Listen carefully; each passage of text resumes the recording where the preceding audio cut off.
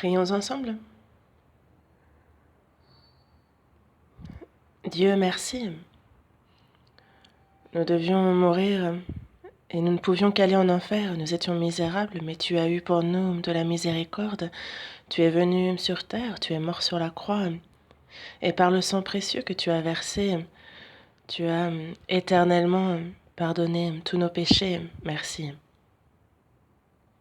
Et aussi, même après notre salut,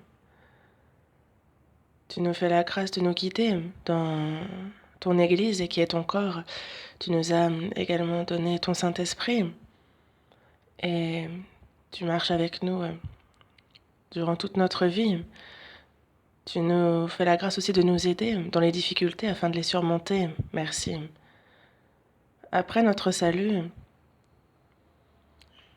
nous souhaitons nous confier en toi. Nous souhaitons surmonter ces difficultés avec toi. Et nous sommes ardents de notre prière pour que tu nous aides en ce sens. Pour tous les saints de l'Église de Paris qui ont reçu le salut, sois toujours plus avec chacun d'eux. Et si la Covid-19 complique la situation, guide-nous afin que nous puissions nous appuyer et nous confier en toi, que nous puissions reprendre courage pour notre vie de foi.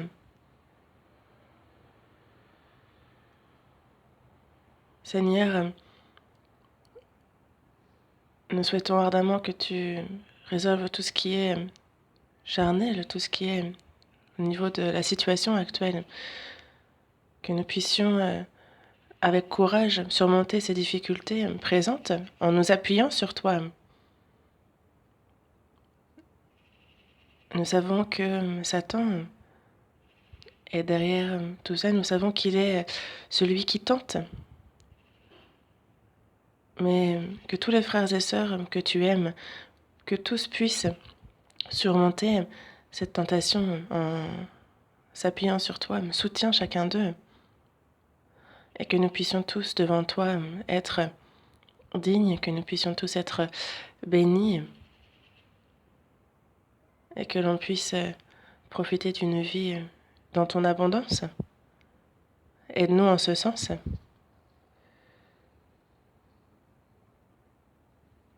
Aide à faire aussi que de nombreuses âmes puissent être sauvées.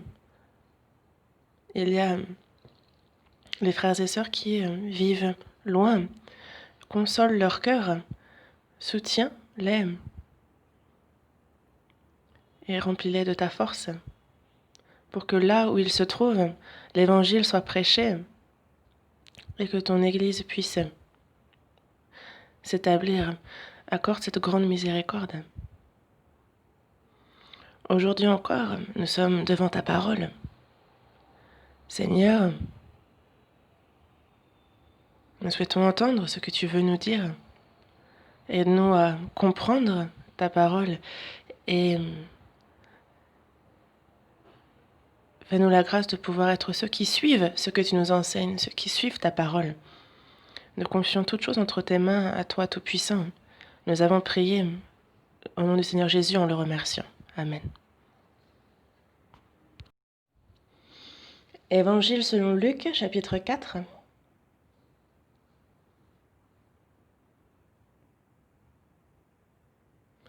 Évangile selon Luc, chapitre 4.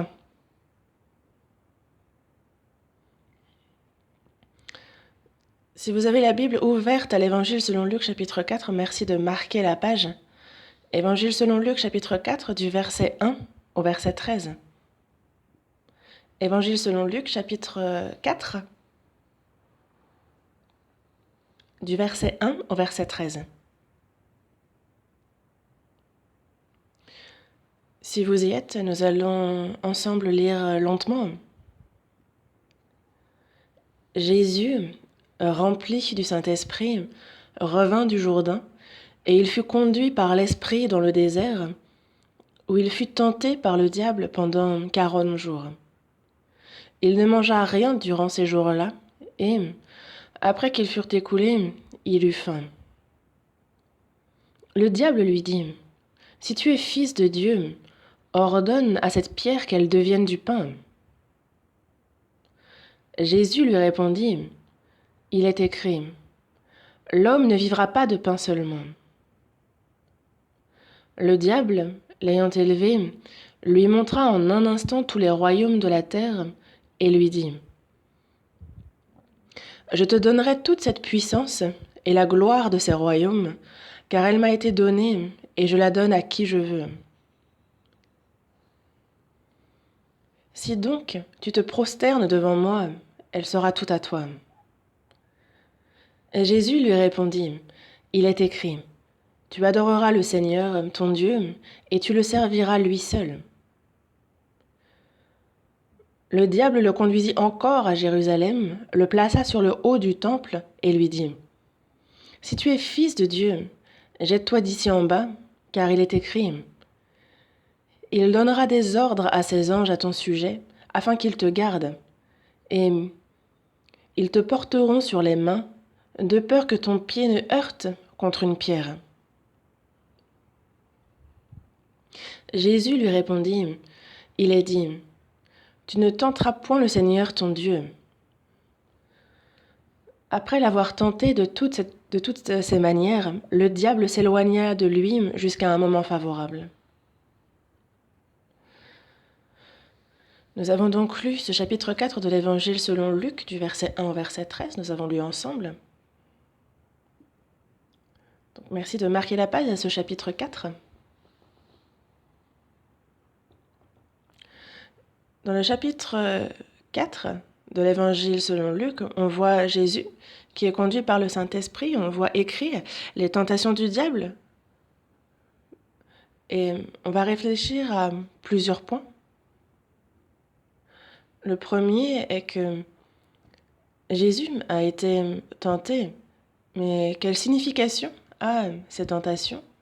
Le deuxième point est que le diable est le tentateur. Le troisième point est que Jésus fut tenté, mais quelles furent ses tentations?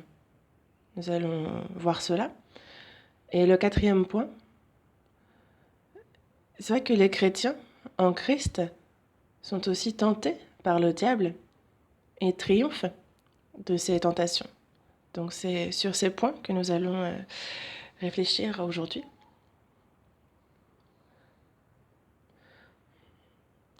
Dieu s'est fait chair et est venu sur cette terre. C'est Jésus. Jésus est Dieu.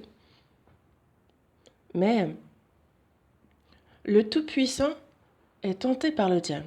Ça, c'est assez incompréhensible.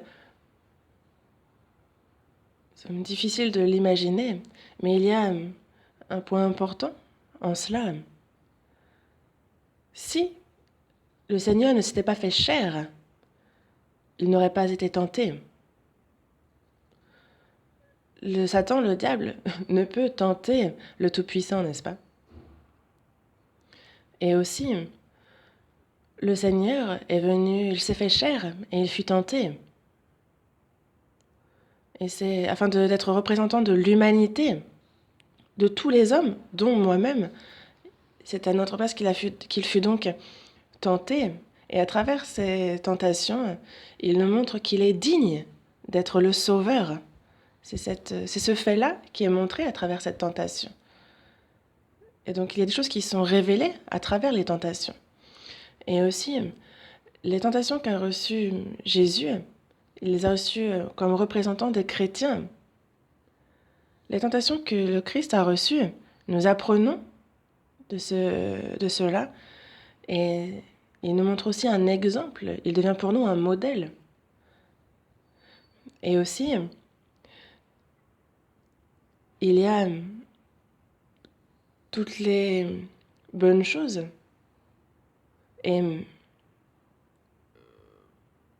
pour voir en fait à quel point les choses bonnes sont profondes, ce sont des choses en fait qui sont manifestées à travers les épreuves, à travers les tentations. Jésus fut tenté, nous montrant ainsi qu'il est irréprochable et aussi qu'il est digne d'être sauveur. Ce fut visible à travers ces tentations. Et par exemple, on peut se poser la question, est-ce que ce bateau est vraiment résistant? Est-ce qu'il est vraiment solide? C'est quelque chose qu'il est difficile de confirmer un jour normal, mais c'est lorsqu'il y a un orage, une averse, c'est alors qu'on voit s'il est vraiment résistant ou solide. Et il en va de même pour la nature de toute chose. Les tentations sont vraiment un outil pour montrer la véritable nature d'une chose. Certains disent ah, je crois en Dieu. Et lorsque une tentation survient, l'on peut voir si véritablement la personne croit ou non. Lorsqu'une personne se dit sauvée, lorsque cette même personne se retrouve face à une tentation, l'on peut voir si sa foi, si son salut est certain ou non. Cela permet justement de révéler vraiment la nature profonde du témoignage de cette personne, de sa foi. Jésus fut donc tenté. Lui n'avait pas de péché. Et il a triomphé de toutes ces tentations. Dans Hébreu, comme on nous en parle, il a été tenté lui-même dans ce qu'il a souffert. Il fut donc tenté et il a souffert. Et c'est pour cela qu'il est, pour nous, digne d'être notre sauveur. Dans Hébreux, chapitre 4, verset 15, il est dit que nous n'avons pas un souverain sacrificateur qui ne puisse compatir à nos faiblesses. Au contraire, il a été tenté comme nous en toutes choses, sans commettre de péché. C'est ce que nous dit ce verset. Il a été tenté comme nous en toutes choses, sans commettre de péché. Ça, c'est Jésus. Et Jésus,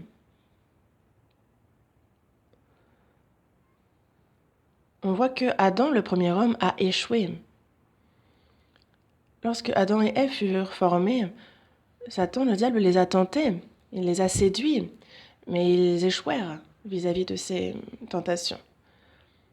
Mais Jésus vient comme le second Adam.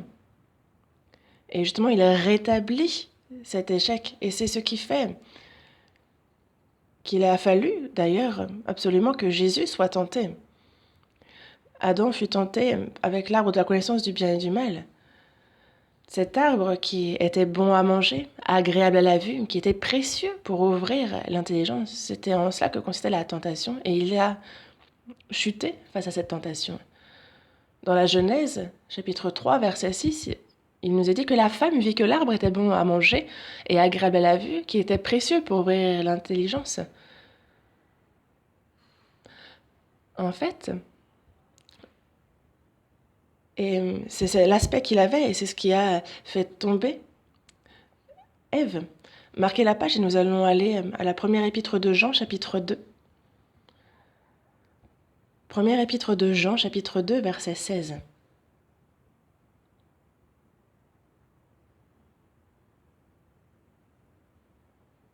Première épître de Jean, chapitre 2, verset 16. Si vous y êtes, nous allons lire ensemble. Car tout ce qui est dans le monde, la convoitise de la chair, la convoitise des yeux et l'orgueil de la vie, ne vient point du Père, mais vient du monde.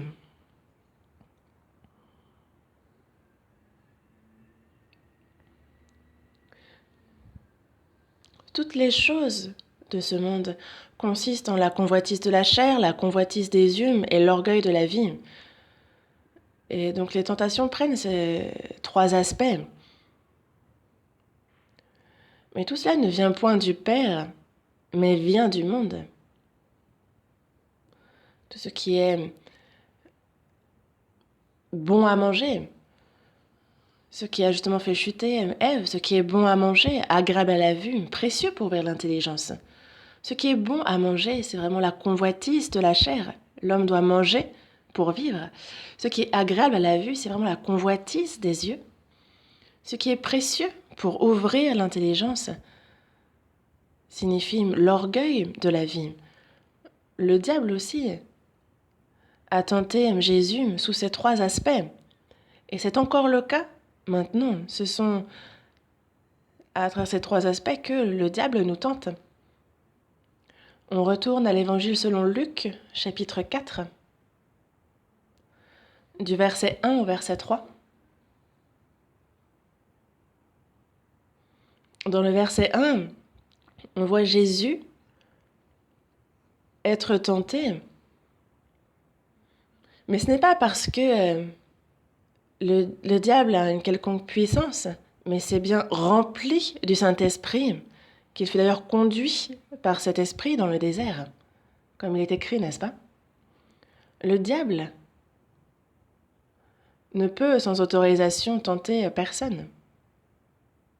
Et c'est bien pour cela que le diable, quand on regarde les tentations, on ne peut pas s'en plaindre.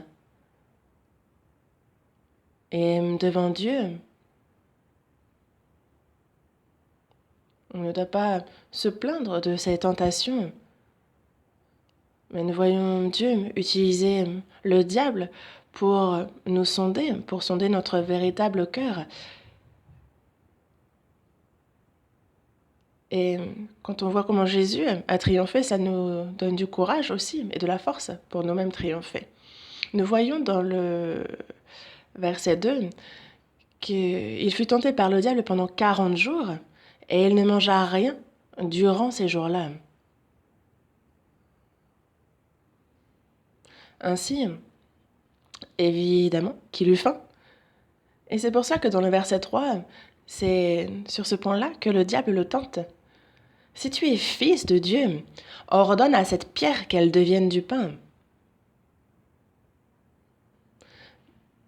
Parce qu'il ne mange pas durant 40 jours, c'est par ce qui est mangeable qu'il va tenter le Seigneur, avec ce qui est bon à manger, avec les choses de la convoitise de la chair. Dans le verset 9, on voit le diable qui conduit Jésus à Jérusalem, il le place sur le haut du temple et il lui dit « Si tu es fils de Dieu, jette-toi d'ici en bas. » C'est ce qu'il lui dit. Il le place donc sur le haut du temple et il lui dit « Si tu es fils de Dieu, jette-toi d'ici en bas. » C'est ainsi qu'il le séduit. C'est vraiment ce qui est agréable à la vue. Faire en sorte que tout le monde concentre son attention sur lui et qu'il soit au centre de l'attention. D'être peut-être comme une superstar, d'attirer toute l'attention, d'être célèbre. Et c'est la convoitise des yeux ici qu'il suscite. Du verset 5 au verset 7, dans le verset 5, on voit le diable qui, l'ayant élevé, lui montre en fait en un instant tous les royaumes de la terre. Ainsi, dans le verset 6 et 7, il dit « Si donc tu te prosternes devant moi, elle sera toute à toi. » Il lui montre tous les royaumes de la terre et il lui dit « Si seulement tu te prosternes devant moi, elle sera toute à toi. » C'est ainsi qu'il le tente. Ici, c'est vraiment l'orgueil de la vie, la gloire mondaine, les honneurs, la richesse de ce monde. C'est par ces choses-là qu'il le tente ici. Et on voit Jésus triompher de ces tentations. Comment en a-t-il triomphé? Par 3 versets de Deutéronome. Dans Luc, chapitre 4, verset 4, il est dit « Jésus lui répondit, il est écrit, l'homme ne vivra pas de pain seulement. » Ce verset est écrit dans Deutéronome, chapitre 8, verset 3. Alors qu'il parle de la manne, il dit que, afin de t'apprendre que l'homme ne vit pas de pain seulement, mais que l'homme vit de tout ce qui sort de la bouche de l'Éternel. Et Jésus cite ce verset tel quel, lui disant que l'homme ne vit pas de pain seulement. Et c'est ainsi qu'il peut repousser cette première tentation. Dans Luc chapitre 4, dans le verset 12, Jésus lui répondit, il est dit, « Tu ne tenteras point le Seigneur, ton Dieu. » Et c'est par cette parole qu'il repousse le tentateur. Et c'est un verset qui vient de Deutéronome, chapitre 6, verset 16. « Vous ne tenterez point l'Éternel, votre Dieu, comme vous l'avez tenté à Massa. » C'est donc ce verset que cite Jésus. Et dans le verset 8, Jésus lui répondit, il est écrit, Tu adoreras le Seigneur, ton Dieu, et tu le serviras lui seul. Ce verset vient de Deutéronome, chapitre 6, verset 13. Tu craindras l'Éternel, ton Dieu, tu le serviras, et tu jureras par son nom. C'est ce verset-là que cite Jésus, afin de repousser la tentation du diable. Mais encore maintenant, c'est par ces trois aspects-là que le diable tente les hommes de ce monde. Et c'est également sur ces trois aspects que les chrétiens sont tentés par le diable. Pour ceux qui veulent contenter la convoitise de leur chair, le diable leur dit « Choisis cette voie, enfreins la parole ». C'est vraiment la convoitise de la chair. Il cherche à ce qu'on veuille se mettre en avant, que l'on soit au centre de l'attention. C'est ce qu'il va susciter et il va nous tenter en ce sens. Car pour que les hommes nous envient, pour que les hommes nous complimentent, il nous dit marche sur cette voie et tu seras justement au cœur de l'attention. Et c'est par aussi la convoitise des yeux qu'il nous tente.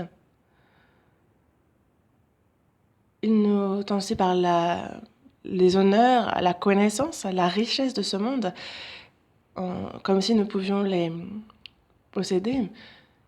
Et il nous dit d'abandonner ce qui est vain. Et il nous montre comment est-ce que l'on pourrait bien vivre dans ce monde en profitant des choses de ce monde. C'est par vraiment l'orgueil de la vie qu'il nous tente aussi. C'est ce que nous pouvons dire. Et très nombreux sont ceux qui ont tourné le dos à la fois pour satisfaire la convoitise de leur chair, pour s'élever eux-mêmes, pour satisfaire leur chair, et qui ne marchent donc pas dans la voie de l'humilité, mais nombreux sont ceux qui ont chuté sur cette voie, qui cherchent à obtenir la richesse de ce monde, les choses de ce monde, et qui mettent pour ça de côté la foi, et qui retournent dans le monde. Ils sont très nombreux, trop nombreux. Mais nous, comment devons-nous faire ? Comment devons-nous faire pour pouvoir triompher de ces tentations du diable ? L'esprit vit par la parole. Les choses de la chair sont certes importantes, mais les choses spirituelles le sont bien plus. Ça, il faut que nous le sachions. Se mettre en avant, non, c'est vraiment élever le Seigneur et seulement lui. Une personne qui élève le Seigneur et qui s'humilie, il est dit que c'est bien cette personne-là qui est la plus grande. C'est ce que la Bible nous dit. Et l'on peut perdre des choses de ce monde. Mais si l'on fait le choix de marcher sur cette voie qui honore le Dieu et seulement Dieu, alors nous pouvons surmonter ces tentations.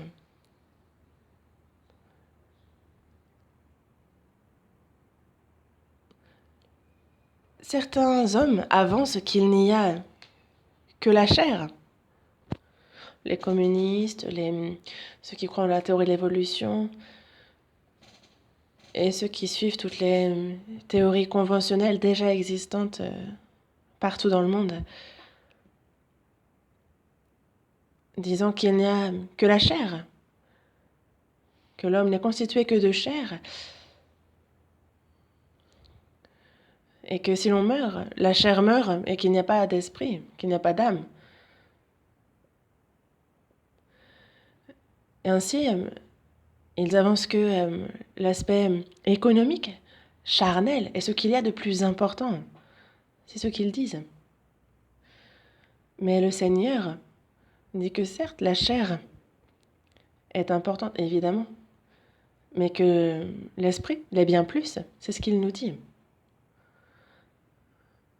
Et donc, si on prend les choses d'un autre angle, certains disent que seul l'esprit est important. Mais ça aussi, c'est avancer quelque chose de faux, disant que seul l'esprit compte et que la chair, justement, elle, est faible et inutile.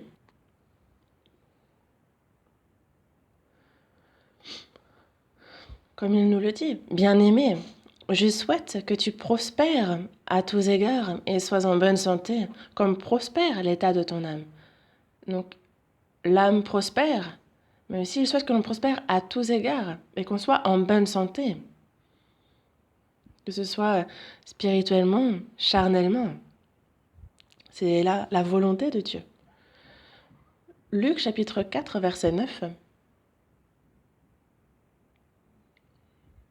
Le diable le conduisit encore à Jérusalem, le plaça sur le haut du temple et lui dit : « Si tu es fils de Dieu, jette-toi d'ici en bas. » Dans le verset 9, le diable, ici, il incite le Seigneur, et il le fait même bien plus à notre époque, en disant « essaie ». En fait, il nous pousse à tout essayer, que ce soit le suicide, que ce soit de sauter. Saute d'en haut, saute. Jette-toi d'ici en bas. Mais derrière toutes ces pensées, tout cela, il y a le diable. Pêche, corromps-toi, tu verras, il n'y a rien de plus dans la vie. Il nous dit aussi que ce soit avec nos biens, que ce soit par exemple aussi de notre rang social. Il essaie de nous faire sauter de là où on se tient. Certaines personnes, des célébrités ou des personnes avec bonne réputation, justement, on leur trouve un péché. Et nombreux sont ceux qui sont tombés malgré leur réputation. Et c'est pour cela que lorsqu'il nous dit aussi à nous chrétiens, quitte la voie de la foi, c'est la tentation à laquelle il nous soumet. Mais si on est incité, si on est poussé par le diable ainsi, alors certains peuvent justement quitter cette voie de la foi. Mais il faut savoir que c'est le diable toujours qui nous incite, qui nous pousse à nous jeter d'ici en bas. Mais il faut savoir qu'il est derrière cela. Dieu. Lorsqu'il a créé ce monde, il n'a pas fait les choses à la va-vite. Il a tout fait selon un ordre précis. Il a établi des règles, des lois. Lorsqu'il a fait l'homme, il a également suivi cet ordre, ces lois. Lorsqu'il a fait notre corps, en fait, il nous le dit dans Job, Dieu a tout fait selon ses règles et selon un ordre. Et pour nous, la sûreté est de justement continuer à suivre cet ordre. Car si on le quitte et si on fait comme bon nous semble, si on agit comme il nous semble bon, alors c'est vraiment des pensées, c'est le diable qui nous y incite, qui nous y pousse. Et c'est vrai que dans ce monde, il est difficile de, par exemple, d'obtenir certaines choses, et parfois même de les conserver, c'est tout aussi difficile.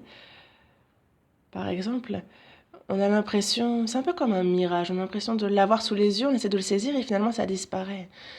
Mais il faut que l'on se souvienne vraiment que le diable est le tentateur qui nous tente à travers ces choses. Nous allons voir dans... En fait, on nous en parle aussi dans Matthieu, chapitre 4, verset 1. Nous tournons la page à Matthieu, chapitre 4, verset 1.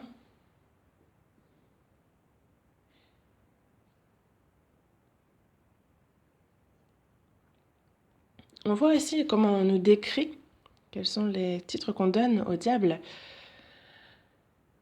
Alors Jésus fut emmené par l'Esprit dans le désert pour être tenté par le diable.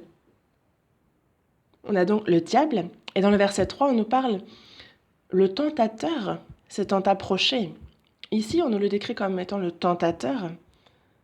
Le diable est bien le tentateur. Dans le verset 10, Jésus lui dit « Retire-toi, Satan !» Jésus s'adresse au diable en lui disant « Satan !» Le diable, Satan, il est donc le tentateur. C'est ce que nous pouvons savoir. Le diable est celui qui critique. Le diable est celui qui calomnie.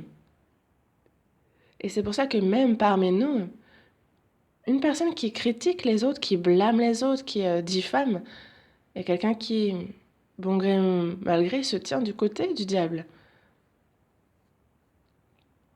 Et qui finalement aide le diable à trouver accès en lui. Et c'est quelque chose qu'il nous faut... il faut éviter les cancans, les ragots. Il faut arrêter cela, car c'est ce qui peut faire trébucher autrui. Et en fait, dans la Bible en anglais, c'est dit de manière assez claire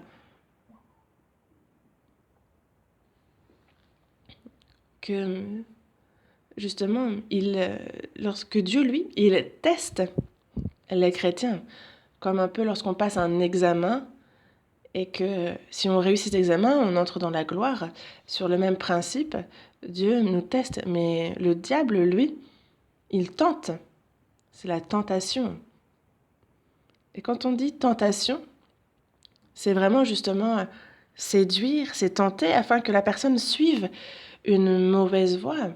C'est vraiment entraîner la personne dans la mauvaise voie. Et c'est ce que le diable fait. Il tente afin de faire tomber. Et c'est pour cela que si jamais mes actions font trébucher les autres, parce que cela arrive, on voit certaines personnes des fois qui... En fait, il arrive quand on rencontre telle ou telle personne, il y a toujours certaines personnes qui vont avoir tendance à nous tenter.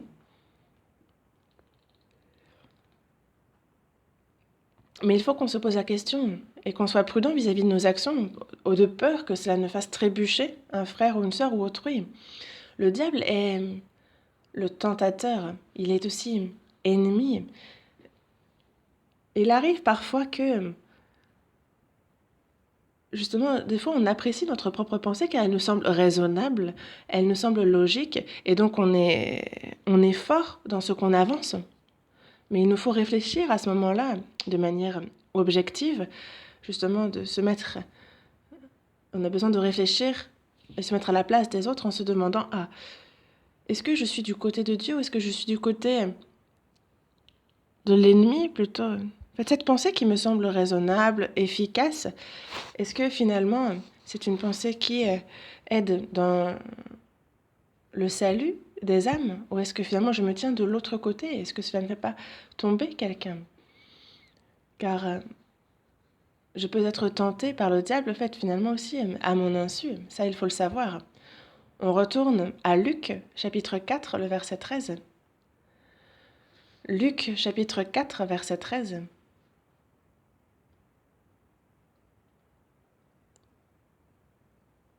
Luc, chapitre 4, verset 13.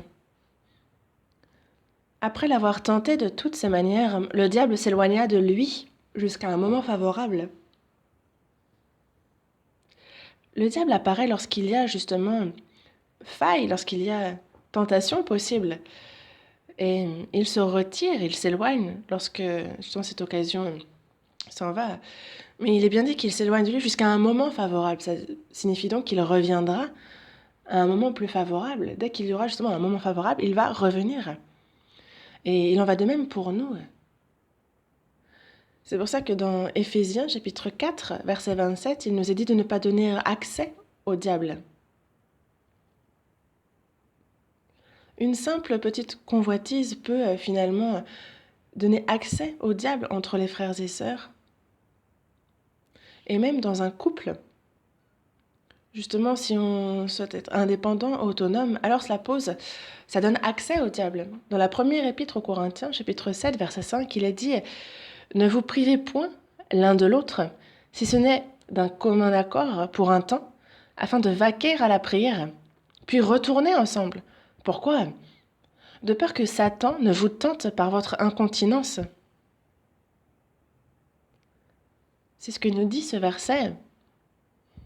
Et même au sein d'un couple, on ne peut trop longtemps justement se priver l'un de l'autre, car sinon cela donne accès au diable et Satan justement va en profiter pour tenter. Parfois ça peut être d'ailleurs les enfants, à travers les enfants.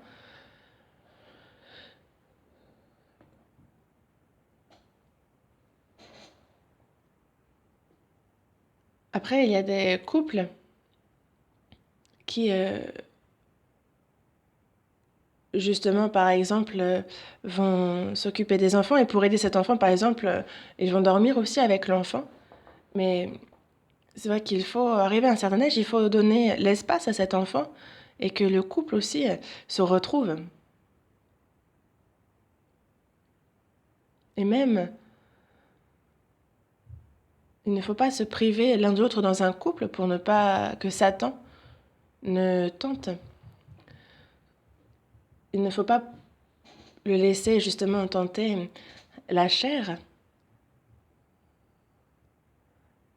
car elle va vraiment faire en sorte de nous tenter.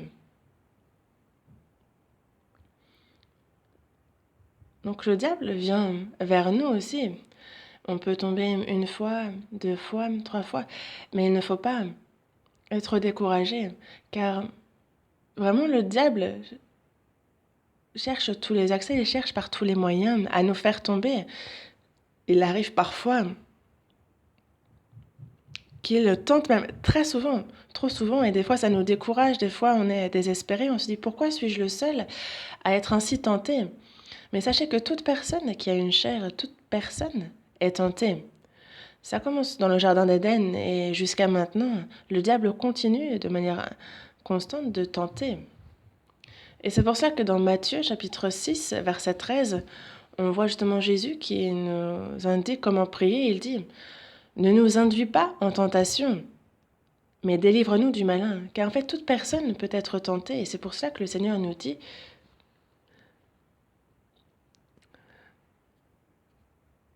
justement que les tentations du diable s'adressent tout particulièrement aux chrétiens, à ceux qui ont la foi, ceux qui sont justement, qui vivent bien. Ils sont plus tentés par le diable. Auparavant, il y avait une personne sauvée qui est devenue justement esclave d'une autre personne. Elle est rentrée au service d'un maître et en fait ce maître se moque de son serviteur en disant oh, moi je ne crois pas à Dieu, regarde, tout se passe très bien, je ne suis pas tenté. Pourquoi est-ce que toi qui crois au Seigneur, pourquoi est-ce que tu es tenté ainsi? Est-ce qu'il ne vaudrait pas mieux ne pas croire dans ce cas-là? C'est ce qu'il dit donc à son serviteur. Mais le serviteur, qui est un chrétien très sage, dit Maître, ne vous mettez pas en colère et écoutez. Imaginez que vous êtes en train de chasser. Vous avez deux biches devant vous. Vous avez tiré. L'une des biches est morte sur le coup, frappée par la flèche. Mais l'autre biche a été seulement blessée à la hanche et elle perd son sang, mais elle s'enfuit. Vous allez courir vers quelle biche? C'est la question posée par le serviteur à son maître. Et le maître dit ah, celui qui est mort, dans tous les cas, il est déjà à moi, il est dans mes mains déjà.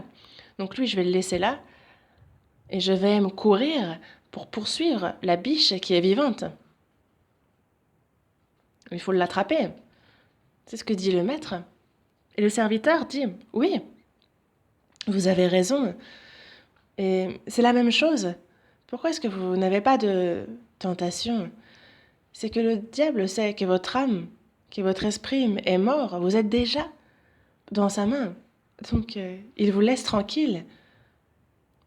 Mais une personne qui cherche à vivre selon la volonté de Dieu, ce sont ces personnes-là auxquelles s'oppose le diable, car il cherche justement à les mettre sous son commandement. Et c'est pour ça que c'est les chrétiens et ceux qui cherchent à vivre bien qui sont tentés.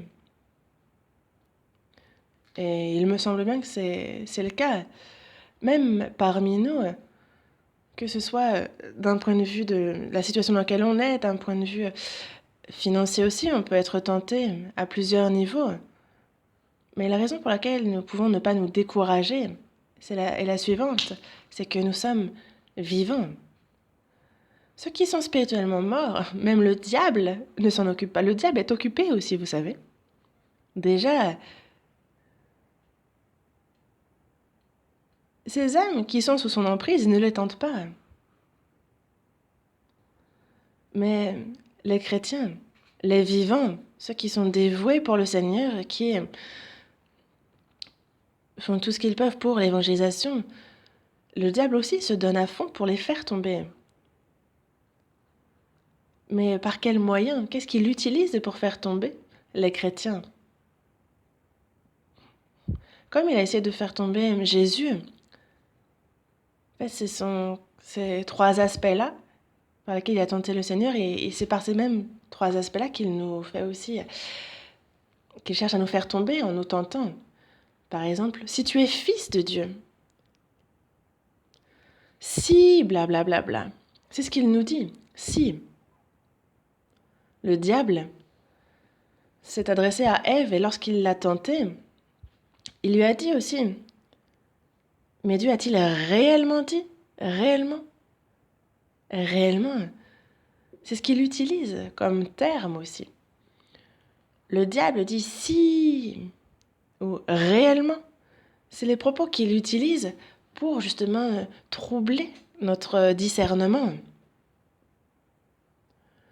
Si tu es fils de Dieu, ordonne à cette pierre qu'elle devienne du pain.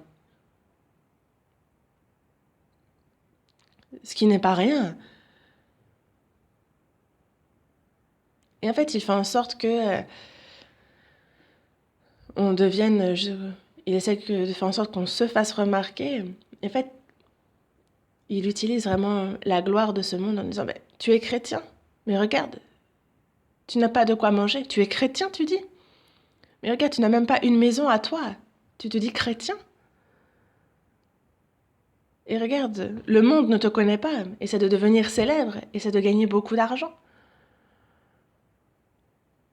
Mange autant que tu veux, profite de l'abondance. » Il utilise comme appât justement la gloire de ce monde. Et c'est vraiment avec la convoitise de la chair, la convoitise des yeux et l'orgueil de la vie. C'est par ces choses-là qu'il utilise comme appât pour nous tenter. Et plus tard, il va jusqu'à utiliser la parole de Dieu pour faire chuter l'homme. On va voir dans le verset 10, c'est le diable qui dit ça. Dans le verset 10, « Il donnera des ordres à ses anges à ton sujet, afin qu'ils te gardent. » Ici, afin qu'ils te gardent, cette partie du verset, en fait, on cite le psaume 91, du verset 11 au verset 12. C'est écrit dans la Bible. Mais qui a utilisé ce verset? C'est le diable. Le diable aussi cherche à nous faire tomber par la parole, par ses mauvais enseignements. C'est ainsi qu'il cherche à nous faire trébucher. Et par exemple, dans la Bible, on a Nabal qui est tombé par la convoitise de la chair, par ce qui est bon à manger. Samson, lui, est tombé par la convoitise des yeux. Saül, lui, est tombé par l'orgueil de la vie. Et ceux qui sont tombés par l'alcool, on ne les compte plus. Ce que le Satan fait, c'est qu'il met en avant les choses de ce monde, et c'est par elles qu'il nous tente. Et il enseigne la parole, mais il en fait un usage abusif. Il détourne cette parole pour nous séduire, justement pour nous troubler. Et il faut qu'on sache aussi concernant les miracles à notre époque. À l'époque des apôtres, si on regarde dans la Bible, à l'époque des apôtres, il y eut de nombreux miracles, de nombreux prodiges. Ils étaient grands et il y en eut beaucoup. Pourquoi? Parce que la Bible n'était pas encore écrite, c'était avant que la Bible ne soit écrite, et c'est afin de témoigner de la véracité de la parole de Dieu. Et c'est pour ça que les miracles étaient nombreux et grands. Mais ce qui est bien plus surprenant, c'est que si on regarde dans Apocalypse, on se rend qu'à la fin des temps, à la fin de ce monde, les miracles qui se manifesteront, nous voyons que nombreux seront l'œuvre du diable. Et donc, en fait, ce sont tous des miracles, mais il nous faut discerner, en fait, l'époque. Et à notre époque, certains guérissent des maladies, parlent en langue, mais il n'y a rien qui garantisse que ce soit l'œuvre de Dieu. Et une autre chose, il y a aussi ces sectes qui utilisent la parole de Dieu, mais qui prêchent la parole de Dieu de manière incorrecte. Et ça nous surprend vraiment. Il y a moi-même Il y a de cela 1 an, j'avais un entretien avec une personne qui appartenait à une secte et cette personne, justement, cherchait des versets et les interprétait à sa propre manière. Et vraiment, c'était assez surprenant. Une personne qui n'aurait pas connu la Bible aurait très bien pu suivre cette personne.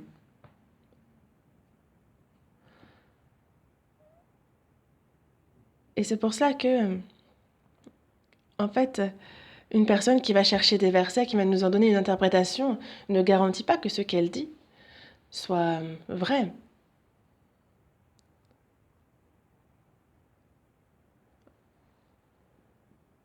Et il faut que l'on voie, justement, si la personne vraiment parle comme il se doit du sang du Seigneur, de la véritable Église, du seul vrai Dieu.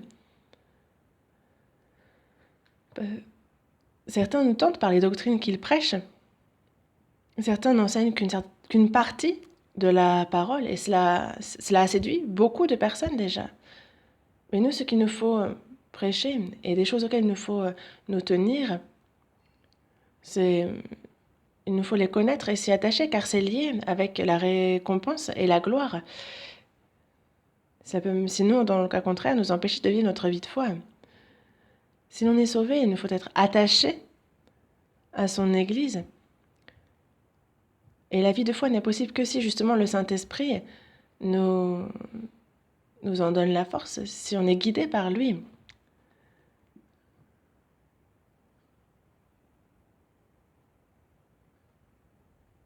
Et vraiment, en fait, c'est lui qui nous donne justement la force, qui nous donne l'amour, et il nous faut le pratiquer. Il y a l'espérance, il y a la charité, il y a la foi, les 3 choses importantes dans ce monde, et c'est à elles qu'il nous faut nous attacher. Si nous avons reçu le salut, nous ne sommes donc plus sous la loi, mais ce qu'il faut que nous sachions, et ce, clairement, c'est que nous sommes sous la loi de Christ. Le diable nous tente. Il a un but pour cela. Il souhaite empêcher ceux qui ne sont pas sauvés de l'être. C'est son principal but d'ailleurs. Et vis-à-vis d'une personne sauvée, il sait que justement, si il empêche cette personne de bien vivre sa vie de foi, personne ne sera sauvé à travers elle. Et donc c'est son but ultime. Il cherche à faire que du cœur de cette personne, il n'y ait plus Dieu, que cette personne enfreigne la loi de Dieu, qu'elle ne puisse pas vivre correctement sa vie de foi. Et donc, même si cette personne est sauvée, qu'elle quitte l'Église, et qu'elle quitte la parole, qu'elle quitte Dieu, et qu'elle vénère, qu'elle adore le diable. C'est ce qu'il cherche à faire. Mais comment est-ce que l'on peut triompher du diable? Qu'a fait Jésus? Il a dit, il est écrit. Il est écrit. Et c'est ce qu'il nous faut dire exactement de la même manière. Il est écrit. Nous avons besoin d'une vie qui met la parole au-delà de tout, qui met la parole en priorité. C'est selon cette parole-là qu'il nous faut vivre.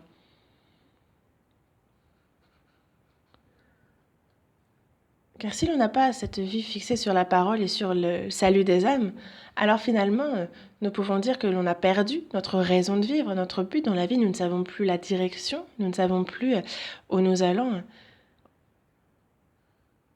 Et nous ne pouvons pas vivre notre vie de foi. Si nous souhaitons triompher des tentations du diable, il nous faut aimer le Seigneur et l'élever au-dessus de tout. Mais en Christ, nous triomphons du diable, nous chrétiens. Dieu triomphe. Il est vainqueur et il nous rend vainqueurs aussi. Voyons dans Romains chapitre 3. Romains chapitre 3. Verset 4.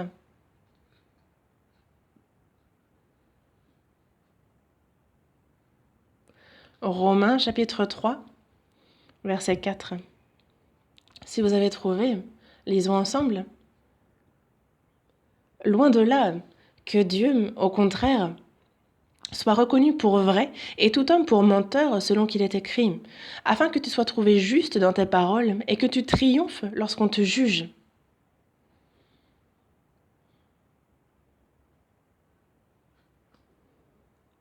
Que Dieu, au contraire, soit reconnu pour vrai et tout homme pour menteur. Dieu est un Dieu de vérité. Toute vérité sont en Dieu. L'homme s'est corrompu depuis Adam. Sa parole, sa pensée, son cœur vont dans le sens contraire à Dieu. Et c'est pour cela que tout homme est menteur, comme il nous l'est dit ici. Une personne remplie du mensonge, comment est-ce qu'elle pourrait triompher de Dieu qui est la vérité elle-même? Elle ne peut donc pas non plus triompher de la parole de vérité. La parole dit bien, afin que tu sois trouvé juste dans tes paroles et que tu triomphes lorsqu'on te juge.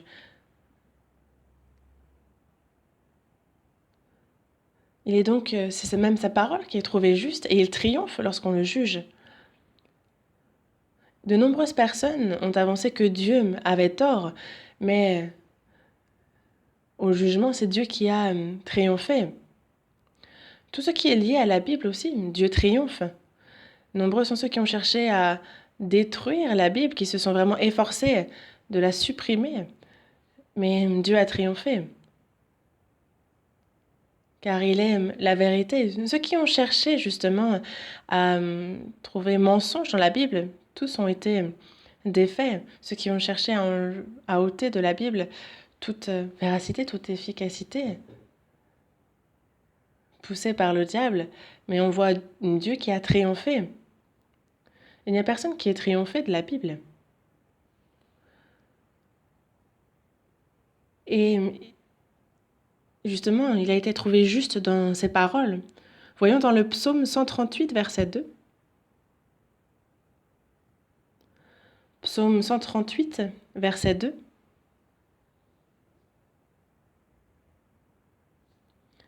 Psaume 138, verset 2.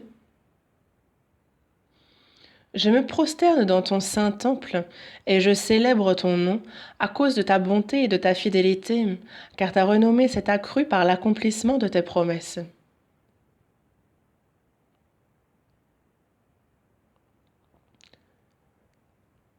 En fait, je célèbre ton nom. Les noms de Dieu sont tous saints. Mais en fait, on voit que sa renommée s'est accrue par l'accomplissement de tes promesses. Et donc, la Bible est sous tout aspect vrai. Ce qui est écrit s'accomplit. Et ça donne la force aux hommes, ça transforme un homme. Ça transforme un homme afin qu'il puisse vivre selon cette parole, selon Dieu et sa volonté.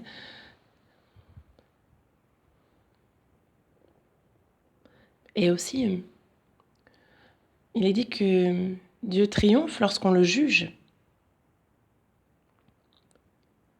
Et justement, en fait, ils ont cherché à s'en prendre à Dieu, mais devant le jugement, c'est Dieu qui triomphe. Tu triomphes lorsqu'on te juge. Il a triomphé de tous ceux qui s'en sont pris à lui ou à sa parole. Mais aussi Dieu triomphe de tout ce qui s'en prend à lui.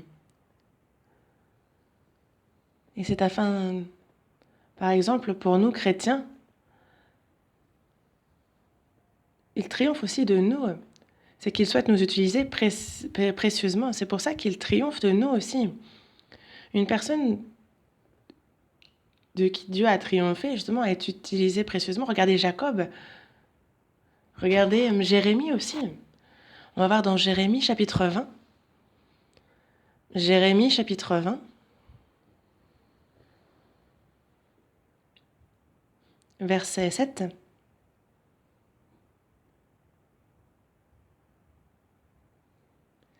Jérémie chapitre 20, verset 7. Tu m'as persuadé, Éternel, et je me suis laissé persuader. Tu m'as saisi, tu m'as vaincu, et je suis chaque jour un objet de leur raillerie. Tout le monde se moque de moi. Tu m'as persuadé, Éternel, et je me suis laissé persuader. Tu m'as saisi et tu m'as vaincu. Dieu a vaincu Jérémie, puis il l'a utilisé précieusement. Dieu, lorsqu'il y a quelqu'un qu'il souhaite utiliser précieusement, alors il triomphe de lui. Ainsi, lorsqu'il souhaite dans ma vie triompher de moi, est-ce qu'il nous faut résister? Jacob a résisté jusqu'au bout et finalement il a été blessé à la hanche.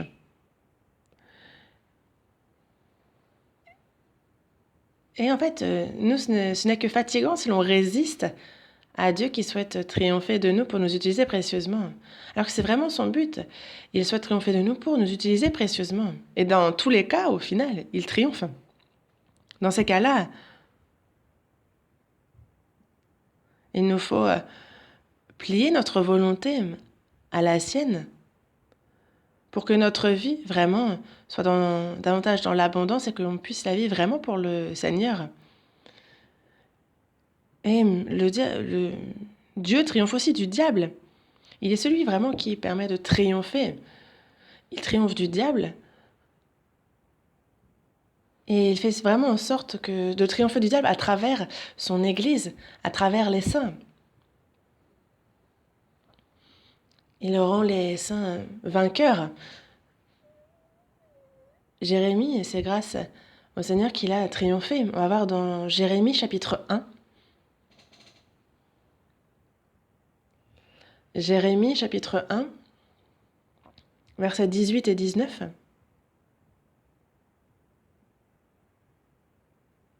Jérémie chapitre 1, versets 18 et 19.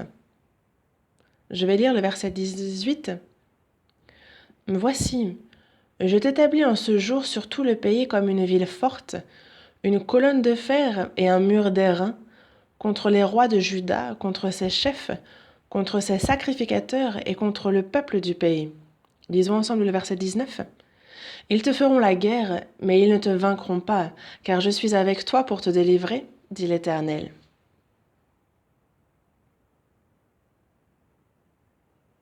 Et Jérémie, c'est par l'aide de Dieu, Dieu était avec lui, et il a ainsi pu triompher. Et les saints aussi triomphent, et c'est formel. Ainsi, c'est à travers les saints que Dieu triomphe du diable. Il nous a montré comment suivre cette voie dans la Bible. On va voir dans Apocalypse, chapitre 12. Apocalypse, chapitre 12, verset 11. Apocalypse, chapitre 12, verset 11. Si vous y êtes, merci de marquer la page. Merci de marquer la page à Apocalypse, chapitre 12. Chapitre 12, verset 11, si vous y êtes, les 11 versets ensemble. Ils l'ont vaincu à cause du sang de l'agneau et à cause de la parole de leur témoignage, et ils n'ont pas aimé leur vie jusqu'à craindre la mort. Ici, il est dit « ils », donc c'est les saints, les frères et sœurs, ils l'ont vaincu. Le L' réfère au diable. Et on voit avec quoi, quelles furent leurs armes. À cause du sang de l'agneau et à cause de la parole de leur témoignage. Et aussi, ils n'ont pas aimé leur vie jusqu'à craindre la mort. Ils avaient vraiment un mental de martyr. On va réfléchir à chacun de ces points un à un. À cause du sang de l'agneau. Dans la première épître de Jean, chapitre 5, verset 8, il est dit « Car il y en a 3 qui rendent témoignage, l'esprit, l'eau et le sang. Et les 3 sont d'accord. » Il y en a 3 qui rendent témoignage, l'esprit, l'eau et le sang. L'esprit et aussi la parole et le sang. Et ils sont d'accord, en fait, ils rendent le même témoignage. L'eau désigne la parole. Quand on reçoit le salut, c'est par l'eau qu'on reçoit le salut, par le sang, pardon. Certains, donc, se disent sauvés par le sang, puis ensuite ils ont reçu l'esprit, ils se disent, bon, ben, désormais on n'a besoin que d'être guidés par l'esprit, on n'a plus besoin du sang. Certaines personnes pensent ainsi, mais c'est un vrai malentendu, c'est être ignorant, car c'est l'esprit, la parole et le sang qui agissent dans notre vie encore maintenant, et nous allons voir ça. Avec le sang de l'agneau, le sang de l'agneau pour l'expiation, dans Hébreux chapitre 9, il est dit que c'est donc non avec le sang des boucs et des veaux, mais avec son propre sang qu'il a obtenu une rédemption éternelle. C'est par le sang qu'il y a donc rédemption éternelle, c'est par le sang qu'on est sauvé. Dans Éphésiens chapitre 1, il est dit qu'en lui, nous avons la rédemption par son sang, la rémission des péchés. Mais ce n'est pas tout. C'est aussi par le sang que l'on a la paix. Dans Colossiens chapitre 1, verset 20, il est dit que il a fait la paix par lui, par le sang de sa croix. La paix aussi vient du sang. La paix avec Dieu se fait par le sang de sa croix. Dans Romains chapitre 3, verset 15 aussi, il dit c'est lui que Dieu a destiné par son sang, donc Jésus, à être, pour ceux qui croiraient, victime propitiatoire afin de montrer sa justice. C'est par son sang aussi que désormais, en fait, on a été désormais justifié. Et c'est par le sang aussi que l'on devient sacrificateur, que l'on devient enfant. Nous allons voir ça dans Apocalypse chapitre 1. Apocalypse chapitre 1, du verset 5 au verset 6. Et de la part de Jésus-Christ, le témoin fidèle, le premier-né des morts et le prince des rois de la terre, à celui qui nous aime, qui nous a délivrés de nos péchés par son sang, et qui a fait de nous un royaume, des sacrificateurs pour Dieu son Père, à lui soit la gloire et la puissance au siècle des siècles. Amen.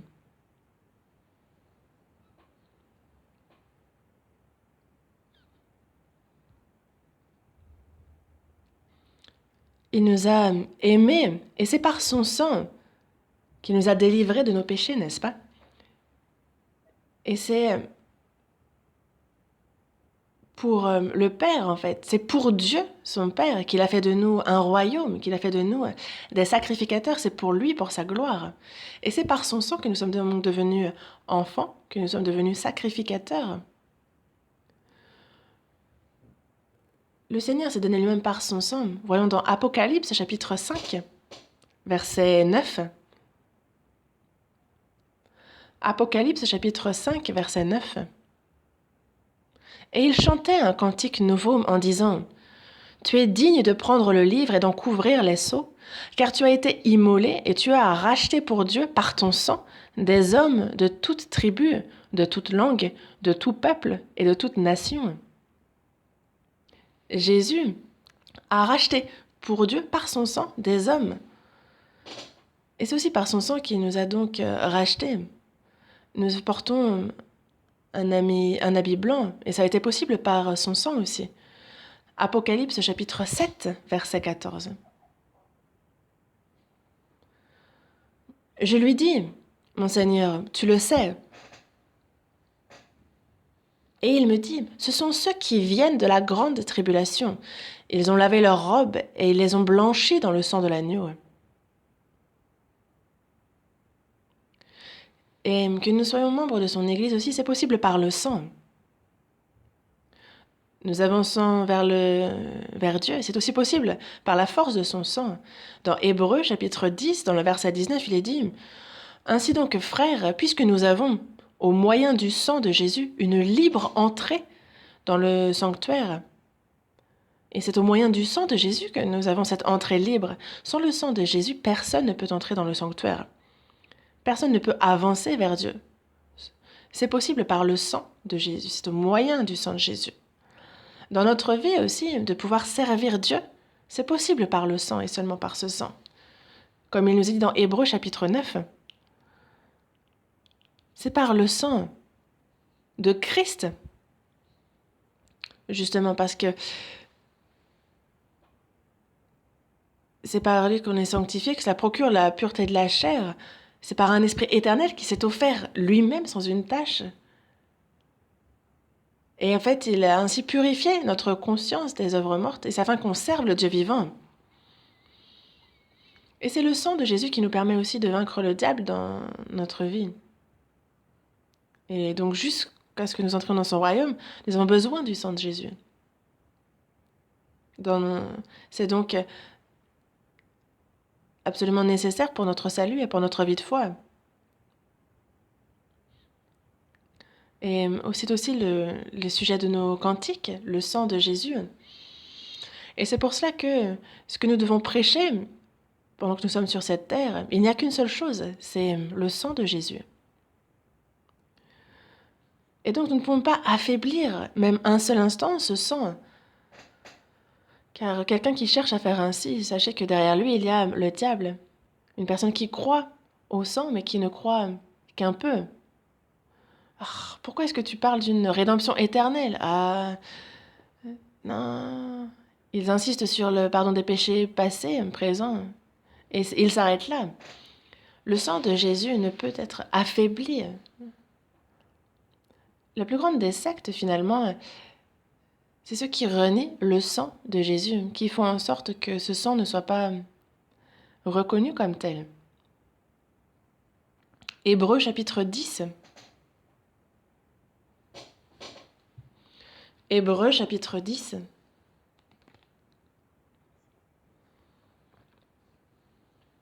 Versets 28 et 29. Je vais lire simplement, on va lire ensemble le verset 29 seulement. De quel pire châtiment pensez-vous que vous serez jugé digne? Non.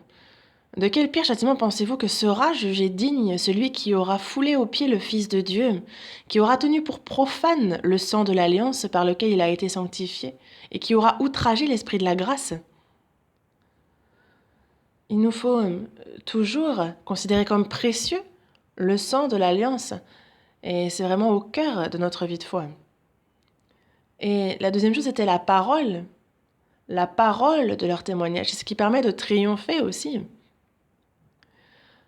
La nouvelle naissance, c'est par la parole. Dans la première épître de Pierre, chapitre 1, versets 23 et verset 25, il est dit « Vous avez été régénérés, non par une semence corruptible, mais par une semence incorruptible, par la parole vivante et permanente de Dieu. »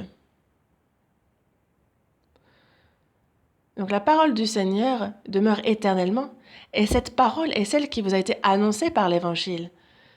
Et donc notre salut, c'est par la parole. La rédemption éternelle, cet Évangile qui prêche cette rédemption, est la parole qui nous a été annoncée et qui nous sauve. C'est par une semence incorruptible, par la parole vivante et permanente de Dieu, c'est par la vérité que nous sommes nés de nouveau.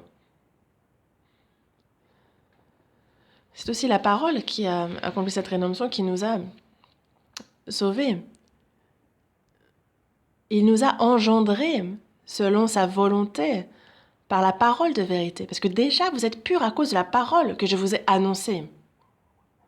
Et au cours de notre vie aussi, il faut constamment aussi se purifier, vivre une vie.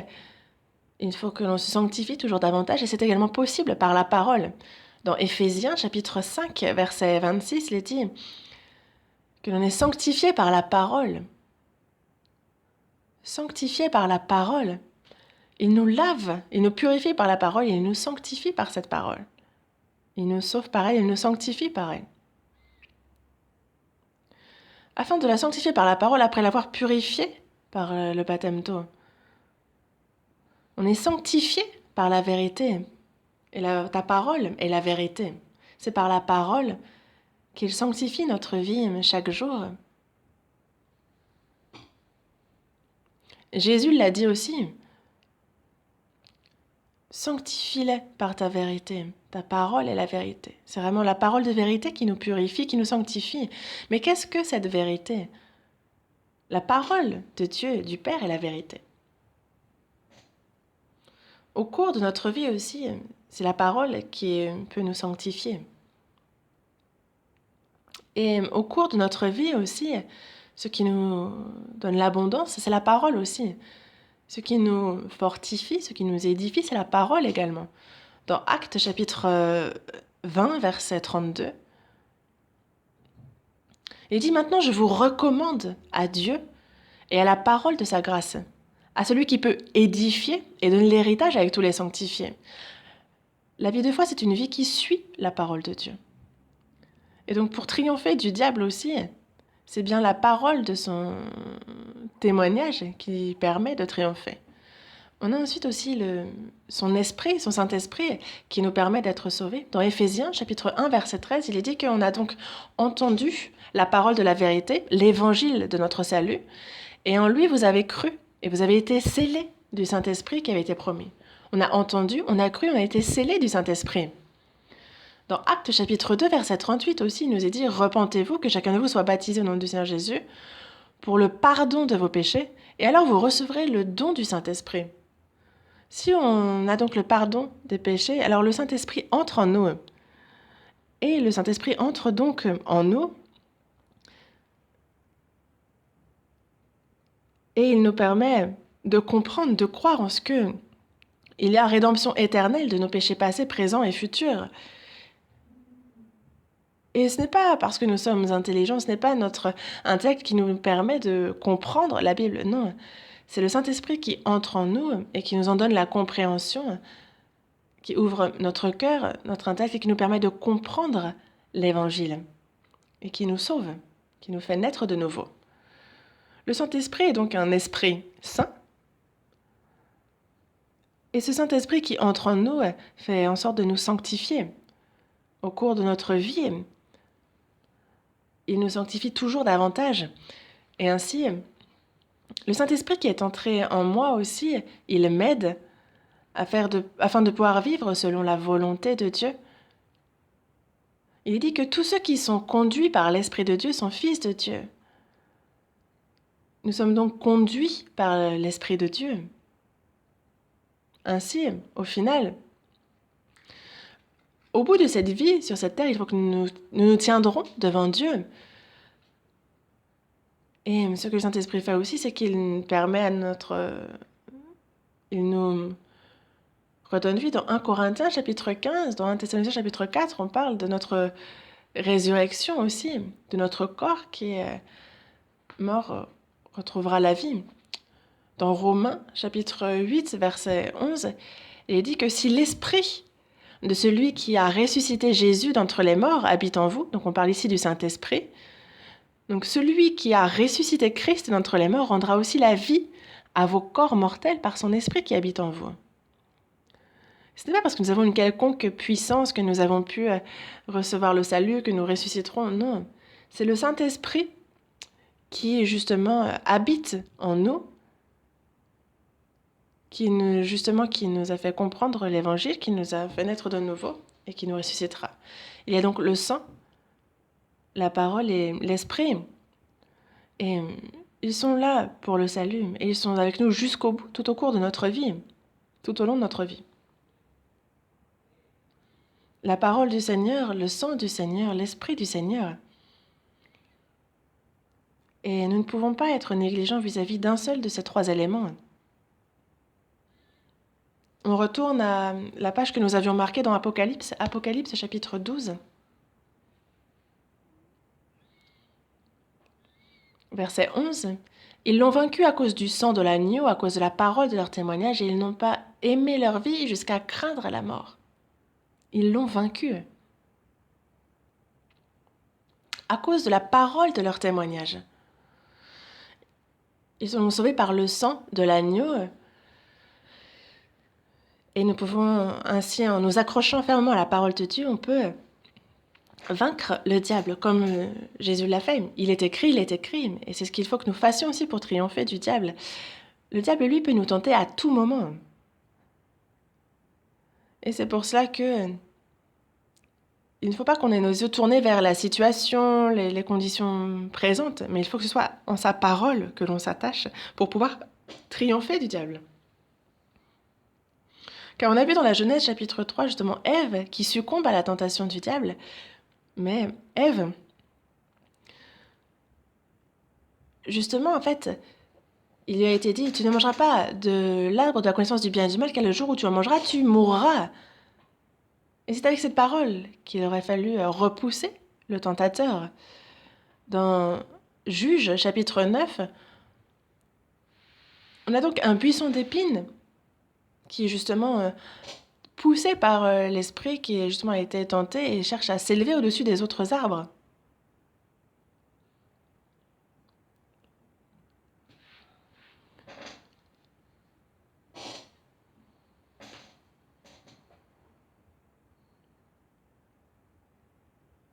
Alors que les bons arbres, eux, n'ont pas voulu laisser de côté justement leur fonction qui est justement d'être bons vis-à-vis des hommes, de glorifier Dieu par là où ils se tiennent, le buisson d'épines, lui, a été tenté par le diable et a cherché à s'élever, à quitter là où il était. Et c'est ce que le diable cherche à faire, pardon, c'est qu'il cherche justement à nous faire quitter l'Église, la communion. Mais il nous a dit, justement, déjà vous êtes purs par la parole que je vous ai annoncée, il faut donc demeurer en moi. Et c'est par cette parole que nous pouvons triompher du diable. Il y a des difficultés que nous rencontrons dans notre vie, nous faisons face à beaucoup de soucis. Et à ce moment-là, en fait, le diable va chercher par des moyens mondains. Il nous dit, utilise ces choses-là, les choses du monde, pour sortir de ces problèmes. Mais il nous faut ne pas nous livrer à l'amour de l'argent, il nous faut nous contenter de ce que nous avons, parce que Dieu lui-même a dit, je ne te délaisserai point et je ne t'abandonnerai point. C'est à ce genre de verset qu'il faut s'attacher, c'est à ça qu'il faut s'accrocher pour pouvoir repousser les tentations du diable. Et des fois, nous faisons face à de vraies injustices, et donc ça nous met en colère. À ce moment-là, on a juste envie de... Vraiment, le diable nous pousse, il nous incite à la dispute, au combat. Mais à ce moment-là, il faut dire, il a été créé, il a été créé. Si tu te mets en colère, ne pêche point. Et avant le coucher du soleil, fais en sorte justement de ne plus être en colère pour ne pas donner accès au diable. Et c'est aussi par ces versets-là qu'il nous faut justement tout confier en Christ et repousser le tentateur.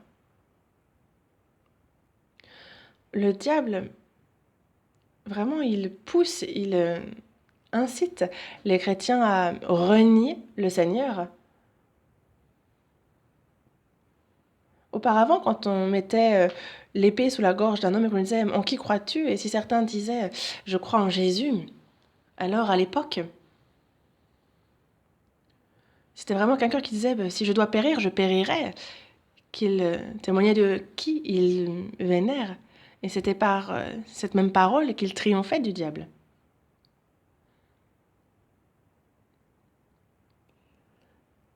Le diable aussi nous incite à vivre en nous focalisant sur nous-mêmes. Ah, mais c'est toi qui es important. Il faut que toi, tu vives bien. Ne t'occupe pas des autres. Toi, déjà, vis bien. Il nous incite à devenir égoïstes. Nous disons que l'œuvre du Seigneur, c'est bien, mais ça passe après toi. Toi, tu es important aussi.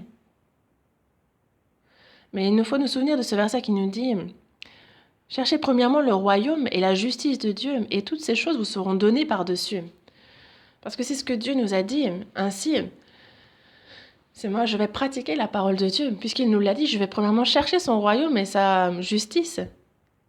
Et alors, c'est par ça que l'on peut triompher du diable.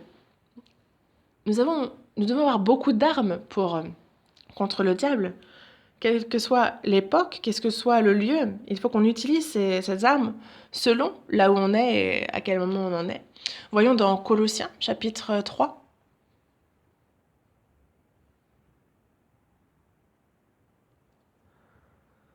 Colossiens, chapitre 3, verset 16.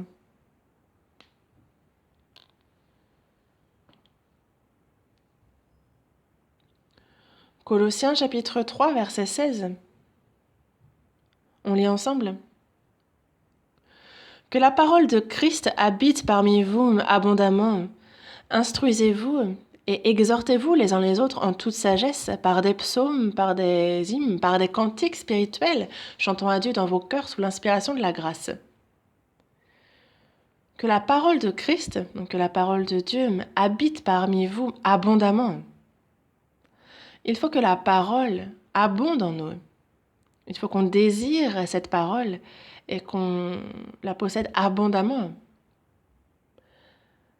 La sagesse, c'est vrai qu'il y a dans ce monde beaucoup d'hommes intelligents, et donc on peut recevoir de ces hommes la connaissance, mais la connaissance de Christ, c'est dans sa parole que l'on peut l'obtenir. Et donc, même si l'on manque de temps, même si l'on est fatigué, il faut qu'on prenne le temps d'apprendre la Bible et qu'on médite cette parole. Les jeunes, on prenne le temps de méditer, mais afin que plus de frères et sœurs puissent participer, je sais qu'ils ont modifié l'heure de la méditation pour 10 heures du soir désormais, et c'est une très bonne chose. Car même si ce n'est qu'un seul verset qu'on médite, si ce verset-là on le pratique, alors on est un homme heureux. On retourne à Apocalypse chapitre 12 verset 11. Vous aviez marqué la page, n'est-ce pas? Apocalypse chapitre 12 verset 11. Ils l'ont vaincu à cause du sang de l'agneau et à cause de la parole de leur témoignage, et ils n'ont pas aimé leur vie jusqu'à craindre la mort. Ils n'ont pas aimé leur vie jusqu'à craindre la mort. C'est vraiment un mental de martyr. Et la vie de foi vécue par les chrétiens est vraiment... On n'aime pas notre vie, on ne craint pas la mort. Le Seigneur, pour ce qui est de le suivre, il a bien dit, si quelqu'un souhaite me suivre, il faut donc qu'il laisse de côté son père, sa mère, ceux qui suivent. Le Seigneur, il faut qu'il fasse les bons calculs. On va dans Luc, chapitre 14. Évangile selon Luc, chapitre 14. Évangile selon Luc, chapitre 14, du verset 25 au verset 27. Je vais lire le verset 26 et 27. Si quelqu'un vient à moi, et s'il ne hait pas son père, sa mère, sa femme, ses enfants, ses frères et ses sœurs, et même sa propre vie, il ne peut être mon disciple. Et quiconque ne porte pas sa croix et ne me suit pas ne peut être mon disciple.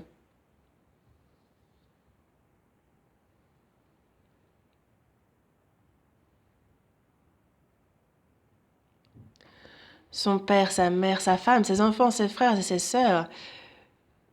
En fait, il faut savoir que justement, il faut mettre ça de côté, mais pas seulement. Il faut même mettre de côté notre propre vie. Il faut savoir que ça fait partie du lot. En fait, on meurt une fois, donc on peut se dire, tiens, c'est quelque chose que tout le monde peut faire. Mais il dit bien qu'il faut que l'on porte sa croix pour le suivre. Et ça consiste à mourir chaque jour, en fait, se tuer chaque jour. Et c'est quelque chose de compliqué, de difficile. L'apôtre Paul, pour suivre le Seigneur, a fait ce témoignage. Il a dit, chaque jour, je suis exposé à la mort. Et pour les disciples qui le suivaient, ce que Dieu demande, c'est la fidélité. Dans Apocalypse, chapitre 2, verset 10, il dit « Sois fidèle jusqu'à la mort, et je te donnerai la couronne de vie. » Ce que Dieu demande, à quel point il nous demande d'être fidèles. Il nous demande d'être fidèles jusqu'à la mort. Esther a dit « Si je dois périr, je périrai. » Épaphrodite, lui, il a dit que c'est pour l'œuvre de Christ qu'il a été près de la mort, qu'il a exposé sa vie. Et de simples saints aussi, Prisca, Aquillas, ils ont exposé leur tête pour sauver la vie de l'apôtre Paul. C'est vivre sa vie de foi en étant résolu, même de mourir si besoin est. Les amis de David aussi, en fait, ils ont dit « Jetez-nous dans la fournaise ». il nous en sauvera. Et sinon, même s'il ne le fait pas, sache, ô roi, que nous ne servirons pas tes dieux et que nous n'adorerons pas la statue d'or que tu as élevée. Nous servirons Dieu et lui seul.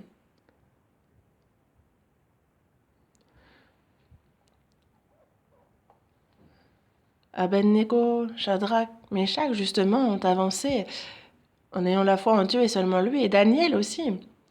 Il savait que le décret était écrit, et cela ne l'a pas empêché de se retirer dans sa maison. Il avait les fenêtres de la chambre ouvertes dans la direction de Jérusalem, et il a prié 3 fois par jour, tout en sachant qu'il pouvait très bien être vu des serviteurs du roi. Cela n'a pas empêché de ne pas avoir honte de sa foi, de ne pas reculer. Et justement, d'ouvrir la fenêtre, de faire en sorte que tous puissent le voir et de prier, de louer son Dieu comme il le faisait auparavant. Il nous faut un mental de martyr pour pouvoir suivre le Seigneur jusqu'au bout. Il nous faut un mental de martyr pour justement repousser le tentateur, le diable. Et dans l'histoire de la chrétienté, c'est une histoire de martyr. Nous allons voir un dernier verset. Hébreux chapitre 11.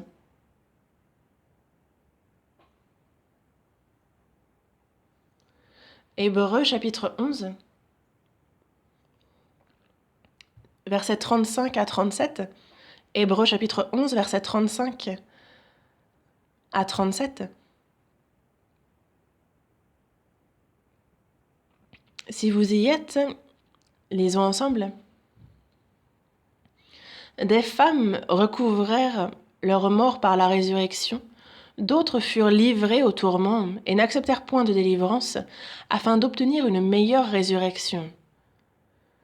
D'autres subirent les moqueries et le fouet, les chaînes et la prison. Ils furent lapidés, sciés, torturés. Ils moururent tués par l'épée, et ils allèrent çà et là, vêtus de peaux de brebis et de peaux de chèvre, dénués de tout, persécutés, maltraités.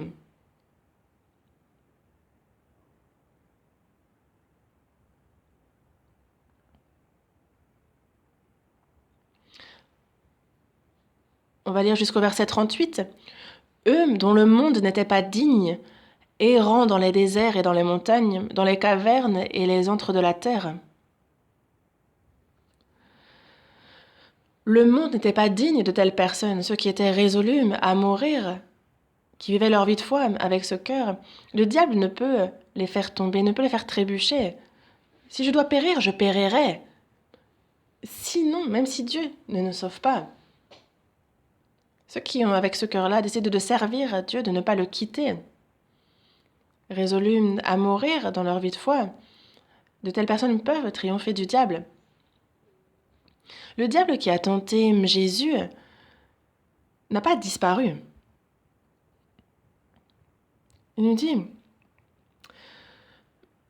à partir du moment où on a la foi, justement, c'est à ce moment-là que commencent aussi les tentations. Le diable nous dit, tu crois?